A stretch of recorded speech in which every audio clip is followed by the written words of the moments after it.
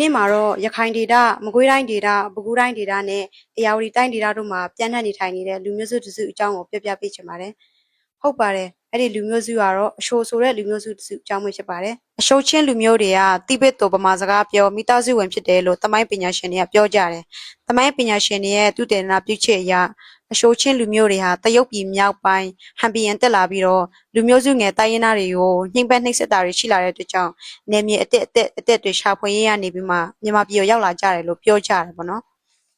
BC 25ရာစုဒါမှမဟုတ်ပကံခေတ်840ကို1298ဝန်းကျင်မှာတော့ယူနန်ဒေသတရုတ်နိုင်ငံမြောက်ပိုင်းနဲ့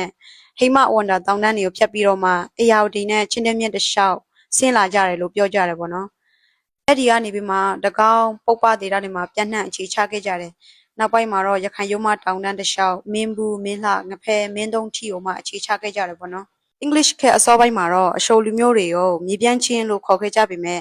1934မှာတော့လူမျိုးစုနာမည်ကိုအရှိုဆိုပြီးခေါ်ပေးဖို့ English အစိုးရစီမှာအဆိုတင်သွင်းတယ်ပေါ့နော်ပြီးတော့ယောက်ျားလေးနာမည်တွေရဲ့အရှိမစလိုက်နဲ့မိန်းကလေးနာမည်တွေရဲ့အရှိမမိုင်ဆိုပြီးတော့ထည့်ပေးဖို့လည်းအဆိုတင်သွင်းကြတယ်အဲ့ဒီကနေမှအခုချိန်ဒီအရှိုလူမျိုးတွေရဲ့နာမည်ဒီရဲ့အရှိမစလိုက်နဲ့မိုင်ကိုတွေ့ရမှာဖြစ်တယ်အရှိုတွေရဲ့ပွဲလန်းတပင်တိုင်းလိုမှခေါင်ရည်ပါတာမလို့ခေါင်ရည်ကိုတော့ရိုးရာအချိုရည်လို့တောင်သတ်မှတ်လို့ရပါတယ်အရှိုတွေကရိုးရာအစင်လာတွေတရေထုံးတန်းတွေကိုအခုချိန်ဒီတတ်နိုင်တဲ့လောက်ထိမ့်သိမ်းလာခဲ့ကြတယ်ပေါ့နော်